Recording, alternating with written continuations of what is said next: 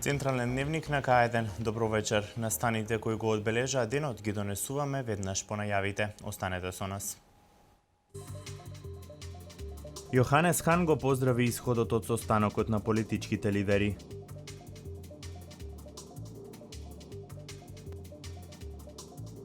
Наскоро грант за самовработување за лицата со инвалидитет.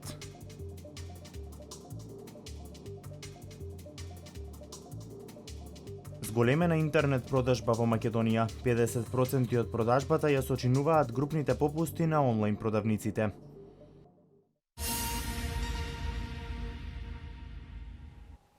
Еврокомесарот Јоханес Хан го поздрави исходот од состанокот на политичките лидери што се одржа вчера во Скопје. Во изјавите кои ги дале лидерите на 4 политички партии, се вели дека тие се согласни повторно да ја потврдат целосната посветеност на договорот од 2 јуни. Дискусијата на лидерите продолжува на 29 јуни. Јоханес Хан го поздрави исходот од состанокот на политичките лидери што се одржа вчера во Скопје во присуство на амбасадорите на Европската унија и САД. Во изјавите кои ги дале лидерите на 4 политички партии, се вели дека тие се согласиле повторно да ја потврдат својата целосна посветеност на договорот од 2 јуни и да продолжи дискусијата за негова целосна имплементација на лидерско ниво на 29 јуни. Ние исто така даваме поддршка на транспарентното ракување од страна на Европската унија со текстот на овој договор, како и на сите специфични препораки во однос на систематските реформи во областта на владењето на правото, што треба да се спроведуваат во интерес на сите граѓани, се вели во договорот од Скопје, кој Еврокомисијата го цитираше. Што се однесува до договорот на македонските политички лидери, неформалната влада на Европската унија обезбеди приоритети за итна реформа на релевантни прашања од владењето на правото, потенцирајќи многу приоритети што според Европската комисија, Република Македонија треба да ги исполни во областта на владењето на правото и основните права, деполитизација на јавната администрација, слободен изразување и изборни реформи. При тоа официјален Брисел наведува дека следењето и спроведувањето на овие реформски приоритети ќе се спроведува преку контакти со сите релевантни чинители и пристапниот диалог на високо ниво, заедно со други реформски приоритети што се вклучени во него. Брисел од Македонија бара да се исполнат одредени реформски приоритети со цел надминување на политичката криза, а со тоа и чекор понапред до Европската унија.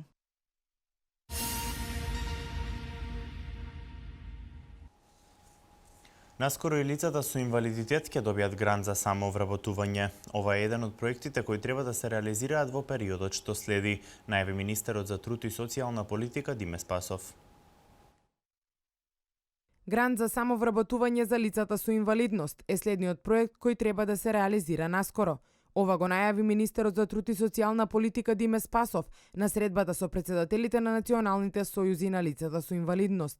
Министерот потенцираше дека тема на средбата беа и неколку други проекти, кои се предлози од националните сојузи на лицата со инвалидност. Нивната реализација се очекува во предстојниот временски период. Грантот за самовработување за лицата со инвалидност, кој што набрзо ќе почне реализацијата на овој проект и дополнително ќе ја информираме јавност. Спасов истакна дека Министерството за труд и социјална политика и владата на Република Македонија ќе продолжат да го даваат својот максимум во подобрување на условите и користење на правата на децата и лицата со пречки во развојот и инвалидитет. Неопходно е сите заедно да дадеме многу повеќе за да се континуирано да се подобрува состојбата во која што се наоѓаат и нивниот секојдневен живот. Целта на остварената средба беше да се слушнат мислењата на представниците на лицата со инвалидитет, за што подобра имплементација на проектите за подобрување на квалитетот на нивниот живот.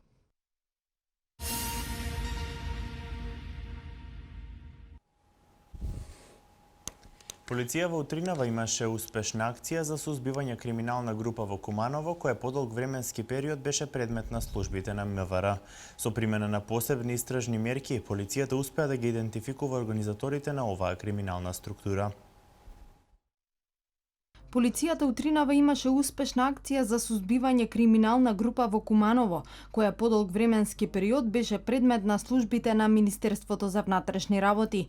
Со примена на посебни истражни мерки успеавме да ги идентификуваме организаторите на оваа криминална структура, кои подолг временски период работеа на прифаќање и транзитирање мигранти на територијата на Република Македонија, информираше денеска министерот за внатрешни работи Митко Чавков, кој присуствуваше на седница на локалниот совет за превенција во Охрид.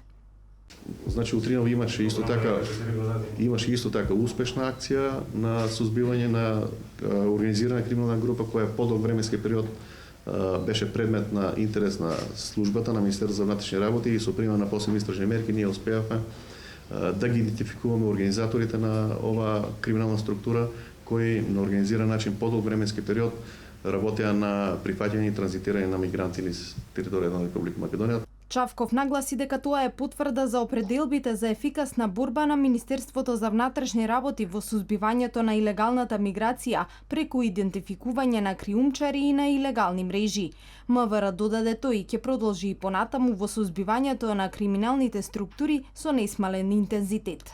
Останува и понатаму определбата Министерството за внатрешни работи покрај овие превентивни механизми во кои учествуваме на недвосмислен и ефективен начин да продолжи со истражување на субјекти и криминални групи кои се занимаваат со криумчарење на мигранти. Тоа е всушност и наша обврска од Конвенцијата за борба против транснационален криминал, конвенцијата така наречената Палермо конвенција. Така да чисти шпекулации се тврдењата и коментарите дека сега со измените во Закон за азил и миграција дека ќе има на некој начин ослободување од одговорност на оние кои на криминален начин за соодветен надомест вршиле криумчарење на мигранти. Феноменот со миграциите според него толку ескалира во последно време, што и државите на Европската Унија не можат да обезбедат една сеопфатна и коегзистентна политика за подеднаков третман на мигрантите од потеклото, транзитот и дестинацијата. На последната собраниска седница беа донесени измени на Законот за азил, со кои мигрантите имаа можност во рок од 72 часа да се изјаснат дали ќе поднесат барање за азил или да ја напуштат државата.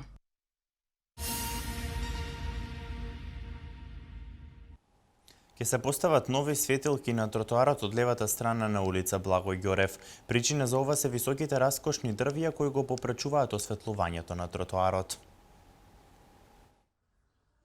Ново осветлување ќе се поставува на улицата Благој Ѓорев од левата страна долж едносмерната улица.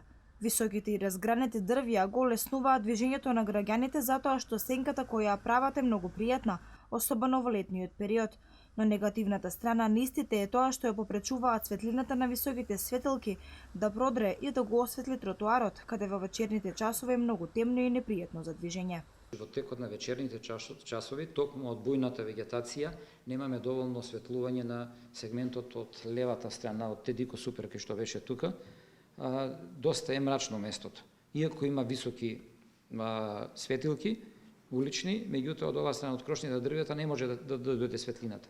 Нарачавме ново осветлување на истите бандери, ќе се ставаат лири, се викаат, што треба да се монтираат и ќе имаме осветлување прве на тој сегмент. Градоначалникот на општина Велес на пресконференцијата истакна дека на истиот потек од десната страна на улицата предвидено е заседување на полуизраснати дрвја. Воедно, иако на дел од тротоарот кај стоковната куќа веќе има поставено железни препреки, сепак товарните возила кои маркетите ги снабдуваат со продукти се уште го попречуваат движењето на граѓаните. Чадиев истакна дека наскоро по целата должина на тротоарот ќе бидат поставени железни препреки. Гледаме дека доторот наместо да го прават од долната страна, го прават од оваа страна и травертинот е тотално уништен на тој сегмент од тој тротоар.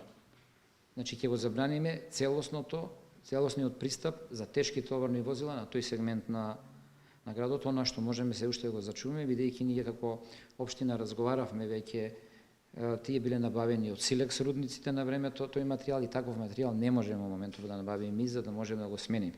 Со нивното поставување значително се намалува паркирањето на возила на тротоарите, со тоа се олеснува движењето на граѓаните и безбедноста, а истовремено се заштитуваат плочките со кои се поплочени тротоарите.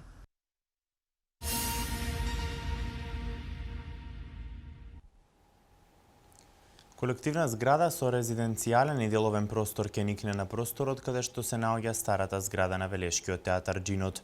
Според градоначалникот Чадиев, овој објект не е употреблив и ќе мора да се сруши. Се очекува просторот да биде на продажба после донесување на деталниот урбанистички план за овој простор. Стариот објект на Велешкиот театар Джинот нема да биде центар за лицата со посебни потреби. Во локалната самоуправа велат дека градежните инженери дале мислење дека старата зграда не е во состојба да биде употребена и објектот мора да биде срушен.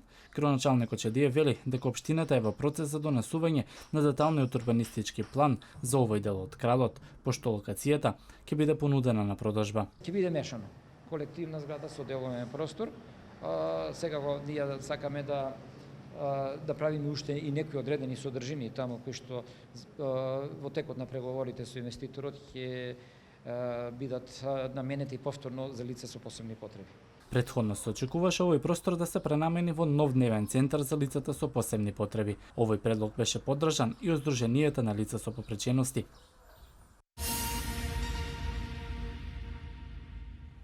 Година во општина Кавадарци со сопствени средства ќе го поддржи проектот Народна кујна со цел да ги задоволи потребите од обезбедување на топол оброк за 10 стари изнемоштени лица, кои поради материјална необезбеденост се во исклучително тешка состојба. За оваа намена ќе бидат издвоени 173.000 денари за 8-месечна поддршка на овој проект.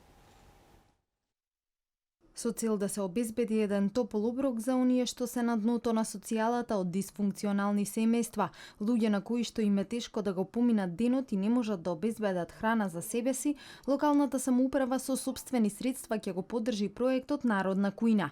За оваа намена ќе бидат издвоени 173.000 денари за 8-месечна поддршка на овој проект. Решивме оваа година, бидејќи тоа беше и моја програмска определба во програмата за вториот мандат, дека ќе помогнеме на дополнително неколку граѓани, овој пат на 10 граѓани, да бидат дел од Народната кујна, односно да позитивно учествуваме во нивниот буџет, а тоа е да оброкот во текот на денот, наместо да го платат од сопствени средства, да тоа биде бесплатно. Со поддршка на Министерството за труд и социјална политика преку проектот Народна кујна се обезбедуваат оброци за вкупно 101 лице од Кавадарци. Еден оброк по лице на ден изнесува 72 денари. Ова е само почеток за грижа на материјално загрозените семејства, односно во делот на социјалната заштита. Градоначалникот Панов најави отворање на црковно Народна кујна со помош на Македонската православна црква, бизнис секторот и локалната самоуправа, која ќе биде сместена во рамките на храмот Свети Димитрија во Кавадарци. Во овој период бараме одредена локација, бараме една и мала локација за изградба на еден мала црква или параклис, во чијшто двор ќе биде изградена една мала просторија за Народна кујна, каде што ќе можат одреден број на наши граѓани да користат и продукти, односно да еден од оброците им биде обезбеден од Македонската православна црква. Панов нагласува дека на ваков начин се поддржува политиката за развој на социјалната заштита. Сумата која се издвојува од буџетот на општината ќе се исплаќа на сметка на детската градинка Рада Поцева, одговорна за подготовка на секојдневните оброци, а за тоа ќе се случи и посебен договор. Меѓуопштинскиот центар за социјални работи ќе ги идентификува 10 корисници и со договор ќе биде задолжен за следење на реализацијата на проектот.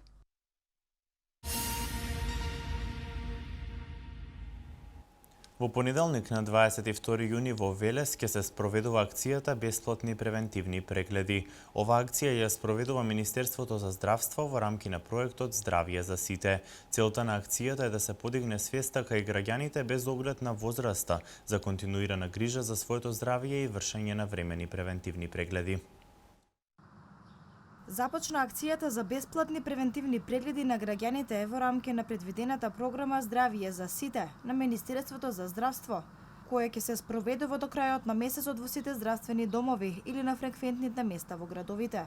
Целта на акцијата е да се подигне свеста кај граѓаните без оглед на возраста за континуираната грижа за своето здравје и вршење на времени превентивни прегледи. Бесплатните превентивни прегледи ќе бидат според однапред утврден распоред, а секој здравствен дом ги организира во определен ден според распоредот од 8 до 11 часот и на точно определена локација. Покрај лекарски преглед, медицинските тимови од здравствените домови ќе вршат мерење на крвен притисок, телесна тежина и висина и одредување ниво на шеќер и маснотија во крвта. Бесплатни превентивни прегледи веќе се спроведува во Скопје, Гевгелија, Гостивар, Дебар, Кавадарци, Кичево, Кочани, Крива Паланка, Куманово, Охрид, Прилеп и Струга. Во понеделник ќе се спроведат бесплатни прегледи во Струмица, Тетово и во Велес, а до крајот на месецов ќе се спроведе оваа акција во сите градови во Македонија.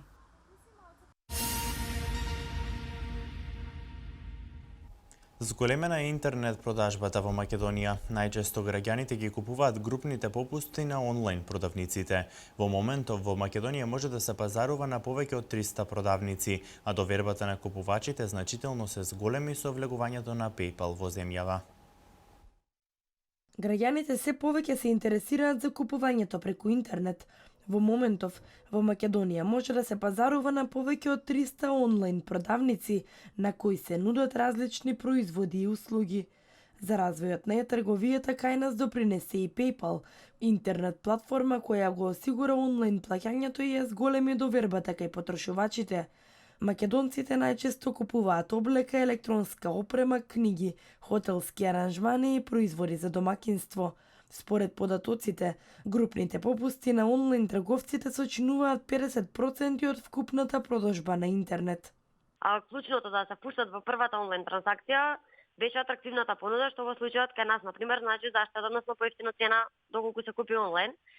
А исто така сметам дека сега е значително зголемена свеста за купување онлайн на граѓаните, отворени им се видиците кон глобализацијата која нуди интернетот, па граѓаните се повеќе ги користат и домашни странски предавници за онлайн нарачки, па се надевам дека со тек на време нели ќе се криви навика за купување онлайн било што. Најчесто најмладите ги користат придобивките од интернетот. За време на летната сезона, особено привлечни се групните попусти на туристичките понуди. Во летниот и зимниот период најатрактивни секако и кај нас се за корисниците се понудите за патувања. Тоа е категорија што е најпосетувана, односно најатрактивна, од друга страна најпродавана категорија според број на купони е храна и пијалок. Сега нормално е дека во летниот и зимниот период нели сите планираме годишни одмори, а атрактивноста е уште поголема бидејќи кај нас се нудат одредени попусти. Според податоците на Народна банка за платежни картички и плаќање преку нив, во првите 4 месеци од годинава потрошени се 7,4 милиони евра. Најавените промени во регулативите на Законот за заштита на потрошувачите дополнително ќе стимулира интернет продажбата.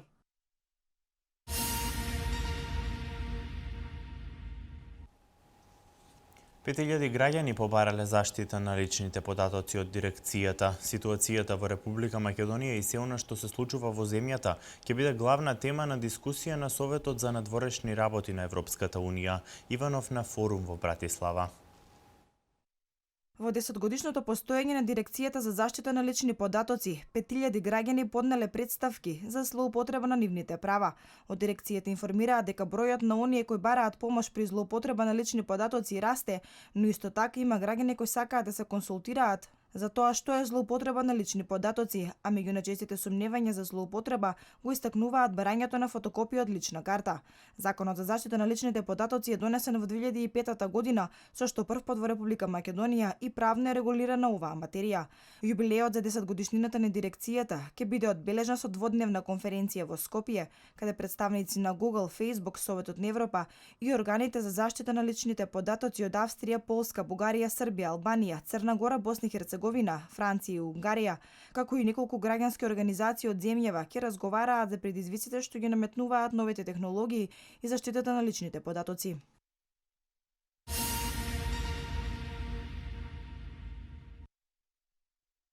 Време е да ги користиме вистинските зборови за да ги опишеме состојбите. Република Македонија е жртва на неодлучноста на Европскиот совет, на одлуките на некои кои не мислеле на последиците од нивните одлуки. Во голема мера денешните состојби се резултат на предолгото држање на Македонија во чакалната, потенцираше председателот Ѓорѓе Иванов на Безбедносниот форум што се одржа во Братислава.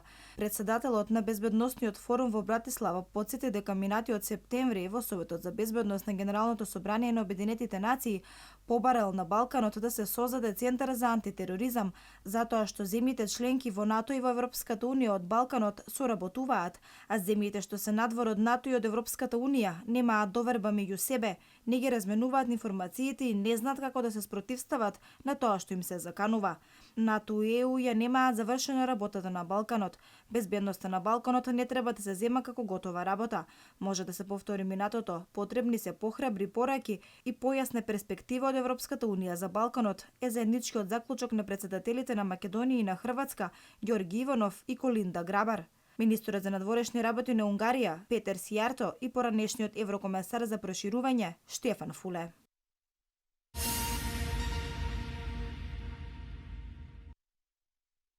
Според програмата што ја објави летонското председателство со Советот на Европската Унија, министрите за надворешни работи на земјите членки на Унијата, како централна точка на понеделничкиот состанок ја имаат политичката ситуација во Република Македонија. Според агендата, шефовите на дипломатиите на земјите од Европската Унија за нашата земја ќе разговараат со високата представничка за надворешна и безбедносна политика Федерика Могерини, после попладневниот состанок со генералниот секретар на Обединетите нации Бан Ки Мун.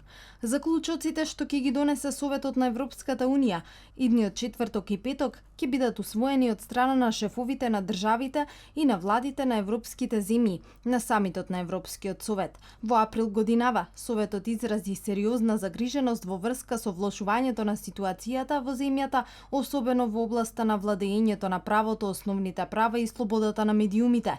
Тој ги повика сите страни да превземат одговорност и да превземат итни мерки насочени кон обезбедување на одржливо решение и конструктивно да се вклучат да го рестартираат политичкиот диалог и да ја вратат довербата во институциите. Се наведува во најавата за дебатата во Македонија што ќе ја имаат министрите за надворешни работи на земјите членки на Унијата во понеделник. Исто така во најавата за дискусијата за македонската држава се посочува дека Јоханес Хан, комесар за европска соседска политика и преговори за проширување, го посети Скопје на 2 јуни и се сретна со водачите на главните политички партии во насока на изнаоѓање решение за тековната политичка криза во земјата.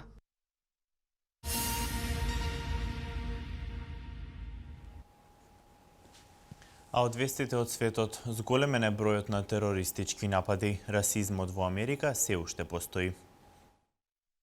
Бројот на терористички напади во светот е зголемен за 35% во 2014 година, наведува американскиот State Department во својот годишен извештај за глобалниот тероризам.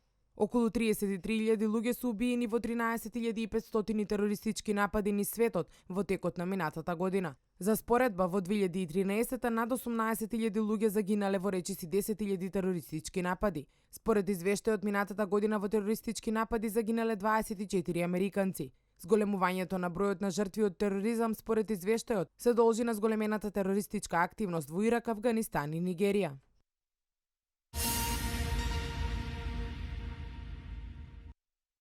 Американскиот председател Барак Обама изјави дека убиството на 9 лица во афроамериканска црква во Чарлстон покажува дека расизмот се уште е присутен во Америка, како и дека постои потреба за подобро законодавство за контрола на оружјето. Очигледните мотиви на напаѓачот покажуваат дека расизмот останува болест на американското општество, против што треба заедно да се бориме, изјави Обама на конференцијата во Сан Франциско. Обама ги критикуваше оние што го обвинуваат дека ја политизира трагедијата, со тоа што зборува за построги закони за поседување на оружје. Дилан Руф призна дека е сторител на најголемото расистичко убиство во САД во изминатите неколку децении, убивајќи 9 лица во средата во црковна заедница во Чарлстон.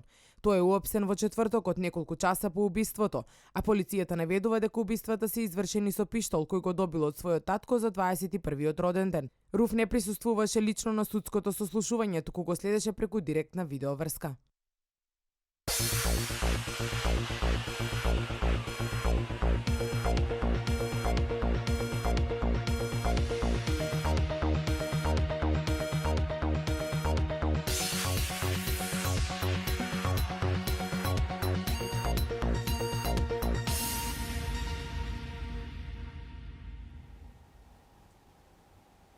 Металург ја доби вајлд картата за надпреварување во следната сезона во Лигата на шампионите. Светската карате федерација упати благодарност до македонскиот судија Боби Војдиновски за одличното судење на европските игри во Баку. Вестите од домашниот спорт во продолжение. Европската ракометна федерација ги соопшти имињата на екипите кои наредната сезона ќе играат во Лигата на шампионите. На задоволство на македонската спортска јавност, освен шампионот Вардар, во групната фаза се најде и третопласираниот Металург, кој ја доби посокуваната Wild карта, распоредени на посилни и послаби во 4 групи. Според новите правила, Вардар за противници ќе ги има екипи како Барселона, ПСЖ, Kielce, Кил и Веспрем. Освен Металург, Wild карта добија и Пик Сегет, Фленсбург, Монпелје, Висла, Скиер и Лариоха. Извлекувањето на групите за Лигата на шампионите е закажано за 26 јуни.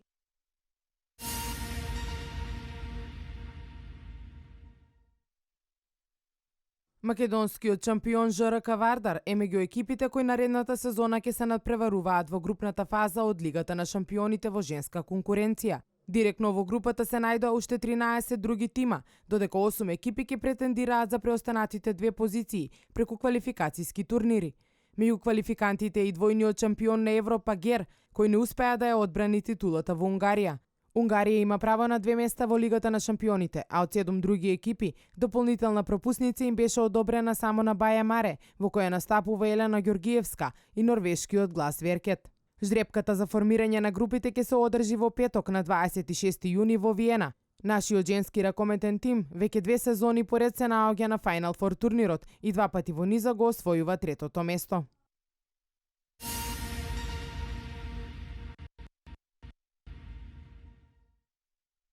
Председателот на Светската карате федерација Антонио Еспинос со посебно писмо до македонскиот судија Боби Војдиновски. Во него се заблагодарува за одличното судење на Војдиновски и судискиот тим на Европските игри во Баку, Азербејџан. Војдиновски беше еден меѓу 23-цата судии на карате турнирот во Баку, кои учествуваа по специјална покана од Светската карате федерација. Македонскиот судија задоволен што од околу 330 судии со европски лиценци, неговото име се најде меѓу 23-цата одбрани да ги судат мечевите. Тие не добиле ниту една жалба или приговор во однос на судиските одлуки. Војдиновски е задоволен од организираноста на карате надпреварите во Баку и за него ова е чекор напред на овој спорт кон Олимписките игри.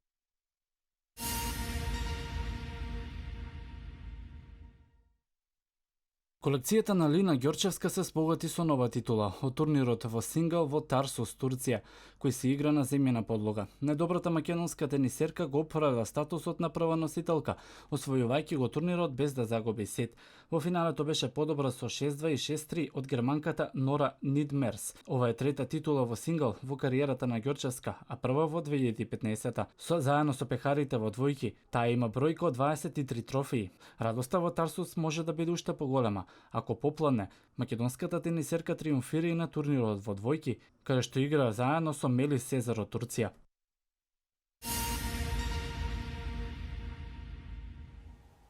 Српската младинска репрезентација го порази Бразил и стана светски шампион во фудбал. Завршија надпреварите од групата А на Копа Америка. Чили и Боливија први финалисти. Историска победа за младинската фудбалска репрезентација на Србија. Со победа од 2-1 против Бразил во финалниот надпревар, српските фудбалери до 20 години станаа светски шампиони. Пред самиот крај на 120-минутната игра на стадионот во Нов Зеланд, Немања Максимовиќ со херојски гол ја донесе победата на Србија. Претходно во надпреварот поведоа српските орли преку голот на Мандик, за подоцна фудбалерот на Манчестер Юнајтед Андреас Перейра да постигне гол за Бразил и да ја најави тесната игра во продолженија. Големиот успех на младата генерација фудбалери од Србија докажува дека Балканот се уште поседува исклучителен фудбалски квалитет.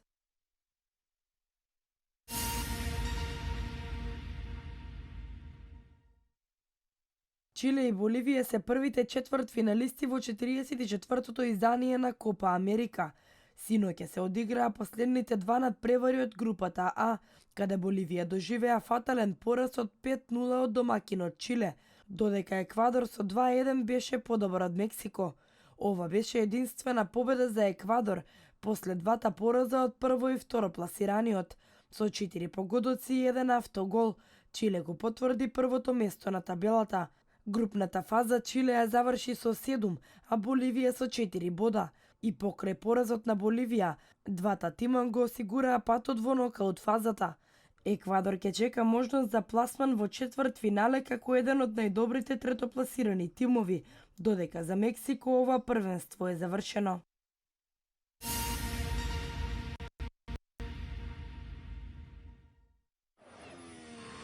Актуелниот светски првак Луис Хамилтон дојде до 45-та пол позиција во кариерата, откако триумфираше во квалификациите за големата награда на Австрија.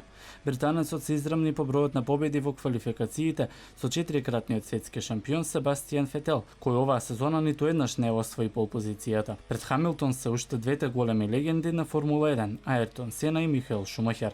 Инаку, ова е 7-ма победа за Хамилтон од досегашните 8 трки во сезоната.